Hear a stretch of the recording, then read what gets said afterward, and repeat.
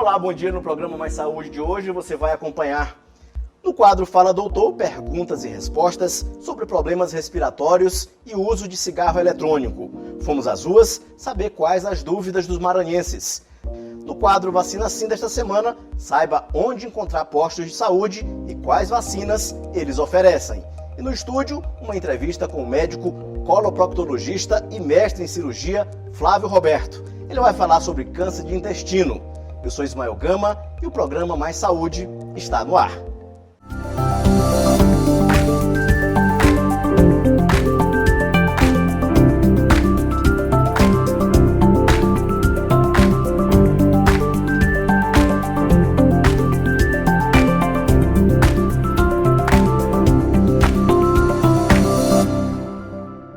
No quadro Fala Doutor desta semana, vamos falar sobre diversos problemas respiratórios e também sobre o aumento do uso de cigarro eletrônico.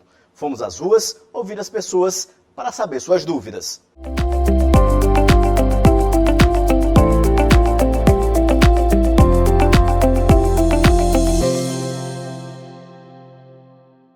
Eu gostaria de saber como é que se identifica a asma, tá? Se ela tem cura mesmo e como é que funciona. A asma ela é uma doença crônica das vias aéreas, né? Ou seja, ela afeta os galinhos da nossa árvore pulmonar, né? Da nossa árvore respiratória, e provocando uma inflamação, né? Dentro desses nossos galinhos, impedindo a passagem livre do ar, assim como a produção excessiva de secreções.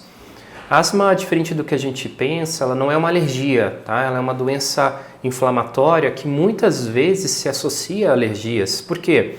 Porque as agressões que o revestimento interno do brônquio recebe são interpretadas como processos alérgicos e ele acaba gerando o estreitamento desses brônquios, falta de ar, tosse, chiado no peito, que são sintomas cardinais da doença. Entretanto, esses sintomas eles podem surgir em associação ou isoladamente. Então é muito importante que, se você tem falta de ar e você acha que é uma falta de ar alérgica, né, que acontece com exposições a alguns fatores, busque atendimento porque você pode estar com asma. Eu gostaria de perguntar ao pneumologista qual a diferença entre pneumonia e tuberculose. Bom, a pneumonia bacteriana, né, ou mesmo virais, ou mesmo pneumonia viral, são eventos agudos. Eles acontecem no decorrer de dias ou no máximo umas poucas semanas, né? Agora, a tuberculose, ela não deixa de ser uma espécie de pneumonia, só que é uma pneumonia mais crônica, ela tem um caráter mais indolente, demora muitos dias para que ela comece a provocar os reais sintomas e, em geral, são sintomas mais baixos, né, mais leves, tosse, febre vespertina, né, às vezes pode ter tosse com sangue, mas não necessariamente, tá? Tosse produtiva ou ao mesmo tempo seca, mas que se estende por mais de 2 semanas, especialmente por mais de um mês. Se isso está acontecendo com você, é muito importante que você busque atendimento, porque no Brasil nós temos muitos casos de tuberculose. A incidência anual gira em torno de 70 mil casos por ano. Eu queria saber que o cigarro eletrônico faz mais mal do que o cigarro comum. Bom, a boa parte dos efeitos deletérios do cigarro eletrônico de longo prazo ainda são desconhecidos. O que a gente sabe é que ele tem sim pelo menos 80 substâncias cancerígenas, tá, dentro dessa fumaça que é inalada. E então certamente deve estar envolvido com a ocorrência de câncer de pulmão. Mas além disso está relacionado à ocorrência de pneumonias intersticiais agudas, como foi o caso do EVALI, né, em 2019. Nós tivemos um número grande de pacientes que desenvolveram essa complicação e que até hoje ainda acontece. Né, a gente pode olhar nas stories de Instagram, né, e outras mídias, como isso tem acontecido até mesmo com pessoas famosas, né?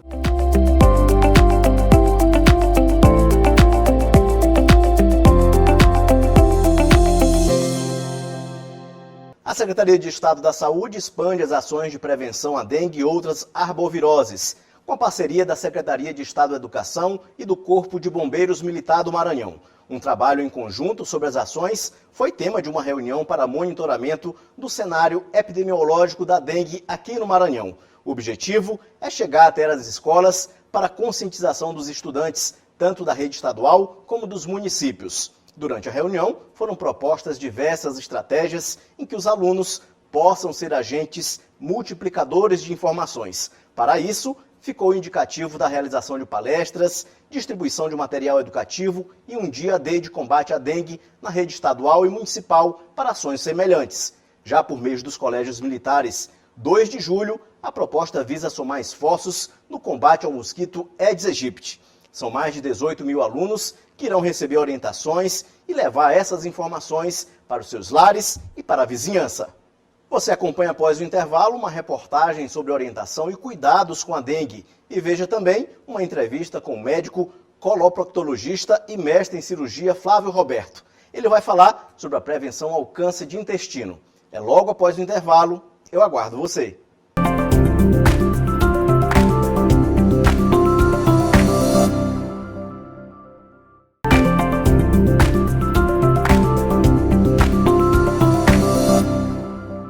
Estamos de volta. O aumento dos casos de dengue em todo o Brasil é uma realidade, principalmente com a chegada das chuvas. Diante disso, é importante ficarmos atentos aos principais cuidados para que estes números não cresçam. De acordo com o último boletim do Programa Estadual de Controle das Arboviroses da Secretaria de Estado da Saúde, o Maranhão registrou 102 casos confirmados de dengue, de 1º de janeiro a 10 de fevereiro deste ano. Nenhum da forma mais grave da doença. Uma morte de um morador da cidade de Brejo está sob investigação. Dados que representam uma redução de 58% nos índices em comparação com o mesmo período do ano passado. Mas a preocupação é de que o número de casos comece a aumentar agora, com a intensificação da época de chuvas. Antes dos períodos chuvosos, que é o período sazonal, onde favorece mais a proliferação do inseto, o Estado já previamente começa a fazer suas ações, como a gente tem feito. E aí são ações educativas, repetindo, a imprensa também é nossa parceira, porque a gente informa e eles divulgam, isso é muito salutar para o controle das arboviroses. Os sintomas mais comuns da dengue são febre alta, dores no corpo e nas articulações, dor atrás dos olhos, mal-estar, dor de cabeça e manchas vermelhas pelo corpo. Os cuidados contra o mosquito transmissor da doença também são conhecidos. Não deixar água parada em qualquer tipo de recipiente ou material sem tampa, usar repelente, colocar telas em portas e janelas e reforçar os cuidados ao amanhecer e ao entardecer. Mas, ainda assim, nem todo mundo segue as regras. É fácil encontrar, por exemplo, recipientes com água em pontos irregulares de despejo de lixo em várias regiões da cidade. Na capital São Luís, já está disponível a vacina contra a dengue para crianças de 10 e 11 anos. Mas para evitar o avanço da doença mais uma vez, é preciso que cada um faça a sua parte. Uma força-tarefa foi montada para realizar ações de prevenção e conscientização em todo o estado. Já estão surgindo alguns casos e é lógico que saúde a gente tem que se preocupar constantemente. Por isso é que o Estado, junto aos municípios e o Ministério da Saúde, já estão começando a agir previamente. A gente vai começar umas ações junto às escolas. Houve reunião com o secretário de Saúde, Corpo de Bombeiro e outras instituições para a gente montar uma força-tarefa para agir previamente no controle dessas arboviroses, esperando que a gente não tenha o problema que está acontecendo no centro-oeste e sul do Brasil. E no quadro Vacina Sim desta semana, você vai acompanhar os locais onde estão sendo aplicadas as vacinas para Covid-19, coronavírus, tetravalente, BCG, tétano e meningite.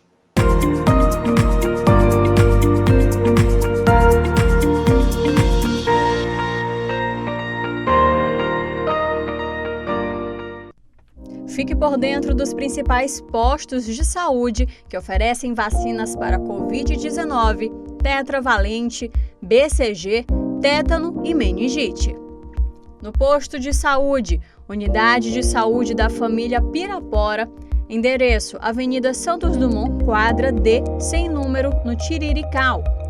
Centro de Saúde da Liberdade, na Rua Machado de Assis, sem número, no bairro da Liberdade. Centro de Saúde Dr. José Ribamar Frazão Correia. O endereço é Rua Tancredo Neves, sem número, Nova República. Centro de Saúde de Pedrinhas, BR-135, quilômetro 13, sem número, no bairro Pedrinhas. E Centro de Saúde Itapera, na Rua Principal, número 20, no bairro Itapera.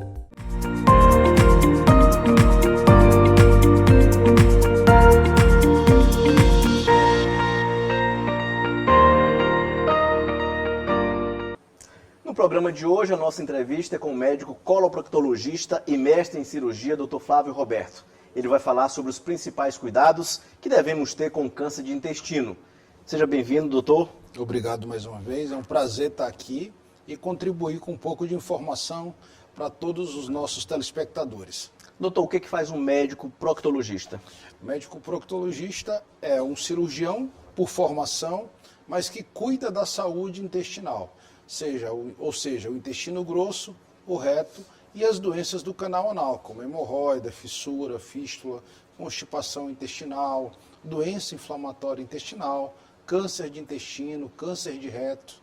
Doutor, como é que é uma consulta com um médico, um profissional proctologista? A consulta começa sempre com uma conversa, uma explicação dos sintomas, com perguntas direcionadas sobre o que a pessoa sente, como é o ritmo intestinal, como a pessoa se alimenta e como a pessoa ingere água, que isso é um fator importante. A partir desses dados, a gente parte para o exame físico, que pode ser uma palpação abdominal, a avaliação do canal anal, toque retal e a avaliação interna com um pequeno instrumento chamado anoscópio. É um exame feito em consultório chamado anoscopia, que vai avaliar doenças orificiais, como hemorroida, fissura, fístula, dependendo do caso, dependendo das queixas do paciente. Doutor, em relação às hemorroidas, elas sempre são cirúrgicos os casos ou não? Não, a grande maioria é tratamento clínico.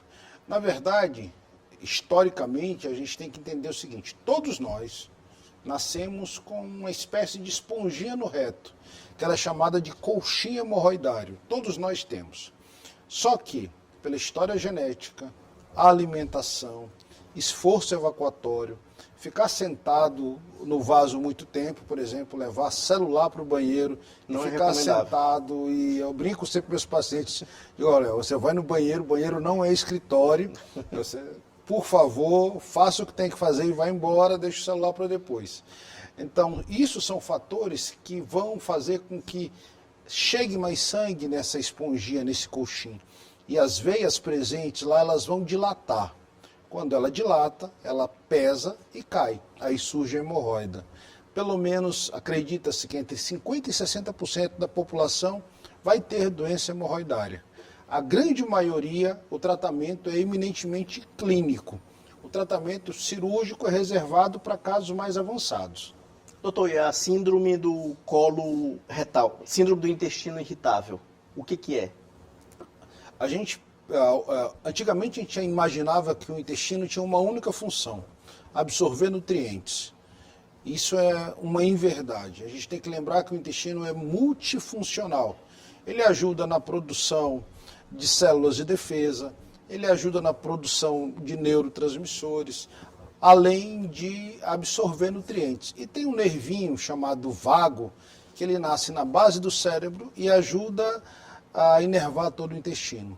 Então isso faz uma conexão que a gente chama eixo cérebro-intestino.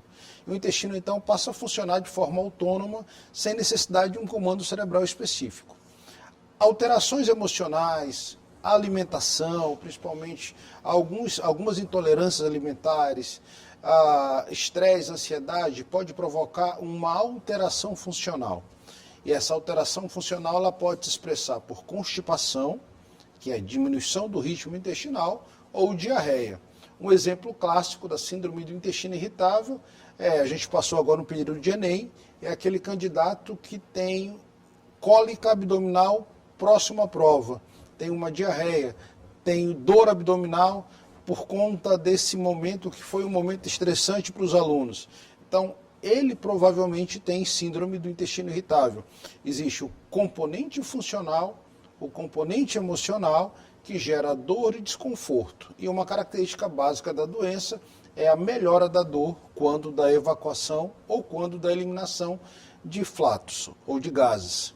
E o colo retal, pólipo colo retal, como é e de que forma a pessoa deve evitar crises? O pólipo intestinal é uma má formação intestinal. E a importância do pólipo é que a grande maioria começa como uma doença benigna e tem fatores genéticos, em torno de 20% no máximo, mas o principal fator causal é a alimentação, obesidade, falta de atividade física. Então a gente precisa de uma dieta rica em fibra para fazer o intestino funcionar. Então o pólipo ele surge como uma espécie de pequeno caroço, um pequeno sinal, e que ele aos poucos vai crescendo de uma forma silenciosa, e à medida que ele vai crescendo, ele vai tendo, a gente chama de mutações, ou seja, ele vai crescendo e vai mudando o tipo. À medida que ele cresce, ele começa a dar alguns sintomas pequenos, como sangramento, por exemplo. Às vezes um pouquinho de dor, mas na maioria das vezes são assintomáticos. E à medida que ele cresce, ele pode se transformar num câncer de intestino. Acredita-se que hoje a gente vai começar o Março Azul, que é o mês de prevenção do câncer de intestino, que 80% dos novos tumores intestinais surjam de pólipos intestinais. Como não tem sintoma básico, não tem uma característica específica, é que entra em ação um exame chamado de colonoscopia. E esse exame é extremamente importante, porque na identificação do pólipo, ele vai lá, corta, tira, quebrando essa cadeia de formação de um câncer. A colonoscopia, ela deve ser feita em pacientes que não sentem absolutamente nada, não tem constipação, não tem diarreia, não tem história familiar de pólipo, não tem história familiar de câncer, aos 45 anos. 45 anos é a idade padrão, a idade de corte. Chegou aos 45 anos, tem que fazer a colonoscopia, a primeira colonoscopia como prevenção. Por que aos 45 anos? Muita gente me pergunta, doutor, há algum tempo atrás eu vi que era 50. Realmente era 50, e já chegou a ser 55 também, há quase 20 anos atrás. Hoje a gente vive um processo por conta da mudança do padrão alimentar, mudança do estilo de vida, um processo, entre aspas, de jovialização do câncer. Fast food, industrializado. A gente tem visto o câncer cada vez mais em pacientes jovens. Então isso induz que a gente tenha que começar a prevenção precocemente. Então hoje a Associação Americana de Oncologia, a Associação Americana de Câncer Coloretal e a Sociedade Brasileira de Coloproctologia e Endoscopia Digestiva querem que a gente comece com 45 anos. Então, a gente vai identificar o pólipo, esse pólipo vai ser retirado e eu vou quebrar essa cadeia. E a repetição desses exames é variável de pessoa a pessoa. Se a pessoa não tem um exame normal e não tem sintomas, ela só vai precisar repetir a partir de 5 anos. Agora, se a pessoa tem pólipo, ela vai ter que repetir precocemente. Se a pessoa tem uma inflamação, ela vai ter que repetir precocemente. Isso tem que ser individualizado. Cada pessoa tem uma regra de segmento. Então, mas se a pessoa não tem nada no exame, ela pode esperar até 5 anos para repetir a colonoscopia. Doutor, muita gente aqui no Maranhão e em maior parte do país costuma se alimentar, na hora de se alimentar, fazer uso de pimenta ardosas, principalmente a malagueta. Isso influencia negativamente na saúde? A pimenta muita gente não considera ele como um superalimento, mas alguns estudiosos já o consideram como um superalimento, porque ele tem uma ação muito importante, cardiológica, cerebral, etc. Contudo, com relação à hemorroida, existe um mito muito grande. Pimenta provoca hemorroida? Não, ela não é um fator causal de hemorroida. Contudo, algumas pessoas que têm doença hemorroidária, elas podem sentir desconforto, podem sentir dor e até sangramento com o uso da pimenta, porque pode provocar uma irritação mucosa. Mas a pimenta como fator causa de hemorroida, não. Ah, doutor, eu não sentia nada, comi uma pimenta, tive sangramento, dor. Então, provavelmente você já tinha uma hemorroida numa fase inicial e com a pimenta você piorou os sintomas. Mas ela não é fator causal. Fator causal são aqueles que a gente já falou. Esforço evacuatório, história genética, ficar sentado no vaso muito tempo, pouca ingesta hídrica, baixa ingesta de fibra. Então, pimenta não é um fator que provoca doença hemorroidária como causa, mas pode piorar em algumas pessoas. Bem explicado. Doutor, em relação ao preconceito, ainda é muito presente, principalmente na saúde masculina? É muito, muito, muito, e esse é um tabu gigantesco que há muito tempo a gente tenta quebrar. O exame proctológico, ele é um exame que ele precisa ser feito no consultório e salas de exames com muita frequência. Porque através do toque retal a gente pode identificar algumas doenças como o próprio câncer de reto, além das doenças comuns do intestino, como a hemorroida, fissura, fístula, HPV também é possível se identificar no exame físico. Então a gente precisa quebrar esse tabu, porque um bom exame físico é uma boa prevenção. Um bom exame físico é uma boa consulta. Eu brinco muito com os pacientes. Você vai ao médico e o médico não examina você, diz, o doutor nem olhou para mim, a gente quer examinar e algumas pessoas têm algum tipo de preconceito. Então a gente precisa examinar, a gente precisa avaliar, a gente precisa tocar. Eu acho que uma coisa que me perguntam muito é que você tocar o paciente, você sentir o paciente, você estar perto do paciente, é uma prova de atenção ao paciente. Eu acho que isso é o mais importante, que deve ser passado. Você estar próximo ao paciente, você tocar o paciente, você sentir o paciente, você entender o que ele tem para te dizer, você ouvir, isso é uma prova de carinho muito grande. Doutor, você falou que a hidratação é importante, o consumo de alimentos ricos em fibras também, e a atividade física? Atividade física é essencial. A atividade física, ela vai provocar uma série de reações no teu corpo.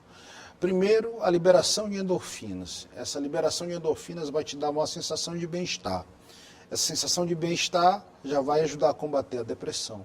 Se eu vou combater a depressão e a ansiedade, eu já diminuo a síndrome do intestino irritável. A atividade física, ela vai provocar uma aceleração do funcionamento intestinal, ou seja, vai deixar o ritmo intestinal mais regular.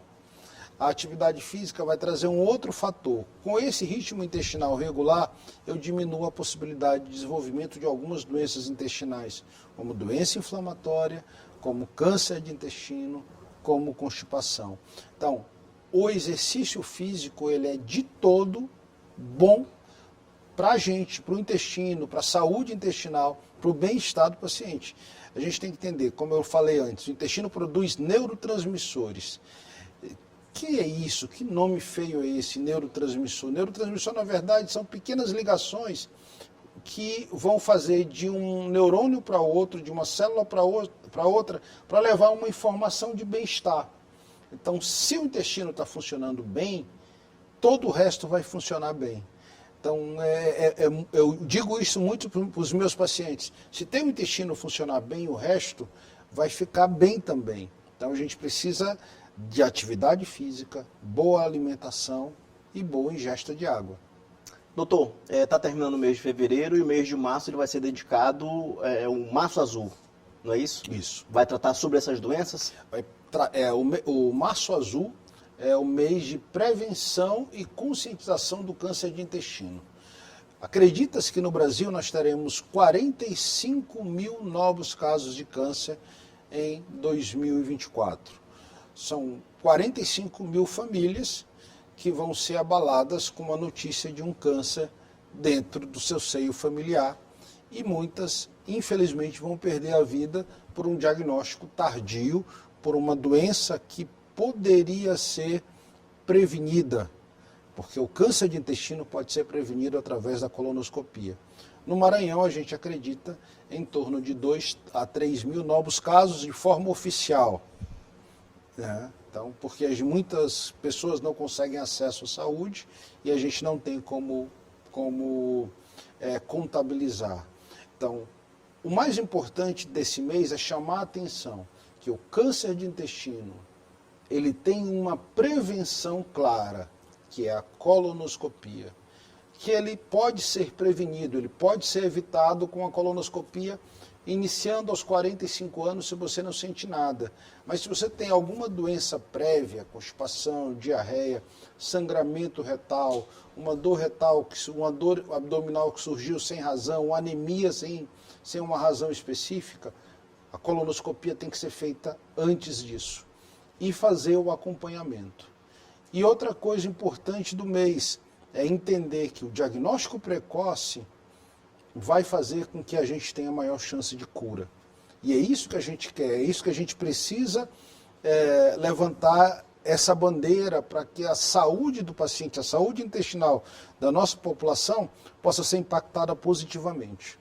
Dr. Flávio Roberto, obrigado pela sua entrevista aqui no programa Mais Saúde da TV Assembleia. Eu que agradeço, é um prazer sempre estar aqui, é um prazer sempre poder esclarecer e levar informação para as pessoas do outro lado. Espero que eles tenham gostado das informações. Com certeza gostaram. Esse foi o nosso programa Mais Saúde de hoje. Para você, um bom início de semana e a gente se encontra no próximo domingo, às 9 da manhã. Até lá!